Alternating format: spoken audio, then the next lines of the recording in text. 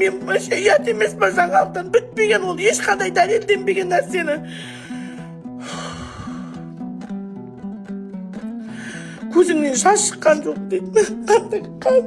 Неге сондай адамдар, қаншерді адамдар, Құдай мені кешірсін. Құдай мен бұндай өмірде сүремде ойнамадым. Масқара екен адамдар, масқара екен. Көзінен бір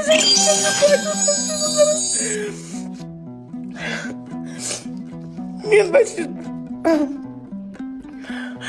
маған көмектесін, білмеймін ештеңе.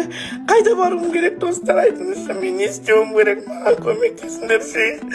Неужели сондай ешкімге керексізмін мен? Сондай адам болғаным үшін ешкімге керексіз болып қалдым ба не? Неге олай істейсіңдер сендер? Бұл әйелдерден неге қорқасыңдар? Олар деген дұрыс адамдар емес, достар. Қазақтың өміріне балта жабатын әйелдер ешқандай жоқ. Сіз баяғыда айтып едіңіз, үшінші президент, бұдан кейінгі болатын президент әйел адам болады деген. Сол пікіріңізде қалдыңыз ба, өзгерген жоқ па ештеңе? Негізі, егер мына ер азаматтарға қазір берді ғой бұлар, осыны дұрыстап алып кете алмаса, әрине әйел адамға береді. Өйткені біздің қазақта бір неміз кішкене қой тектеспіз ғой, ренжімесеңіз. Бізді көп жерде қойға теңейді, байқайсыз, момынбыз. Қойды өзіңіз білесіз, ешкі бастаса жақсы жүреді ғой.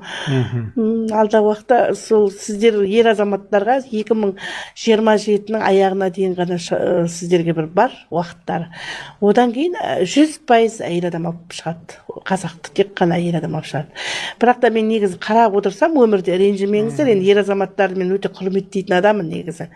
Бірақ өкінішке орай өздеріңізді байқап жүрген шығарсыздар, қазір бүкіл жанұяны әйел адамдар бағып жатыр ғой, қарап отырсаңыз. Ер азаматтардың күннен күнге жігері кетіп жатыр. Ол неге, мысалы, ол сіздер деген жігері дегенде біздің қазақтың қыздары сонда батыр болып тұр. Бірақ мен өзім көп ел жер аралайтын әйел адам ретінде айтарым, ешбір ұлтта біздің қазақтың әйелдеріндей қиындық көрген әйелдер көрмедім. Қанша мұсылман елдерде болсын, тіпті өзге ұлттарда әйелді жоғары қатты санайды ғой.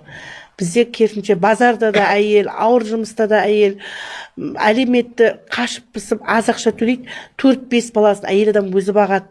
Сонда қазақтың қыздары мықты. Ендігі мына соңғы Алланың мүмкіншілігі ғой бізге беріп жатқан. Осы мүмкіншілікте тағы да ер азаматтар алып шыға алмасаңыздар, ренжімеңіздер, 100% әйел адамдар алып шығады. Тек қана бір ғана сол қазақты өлтірмейді сол кезде. Енді мен оны сіздер жаңағы, бірақ қазақта тағы бір мақал бар ғой, көш оңбайды деп айтады ғой негізі, әйел бастаған. Бірақ өкінішке орай біздің мінезіміз қойға көп жерде теңейді. Қойды, бірақ өзіңіз 100% айта аламын, мен ешкі бастамаса қой қозғалмайды орнынан.